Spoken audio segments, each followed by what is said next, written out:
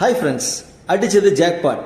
அறந்தாங்கி, பட்டுக்கோட்டை, திருத்துறைப்பூண்டி, திருவாரூர் மக்களுக்கு ஜாக்பாட் அடிச்சிருக்குங்க இந்த ராமேஸ்வரம் தாம்பரம் எக்ஸ்பிரஸ் மூலிமா. Train number 16104 Rameswaram Tambaram express.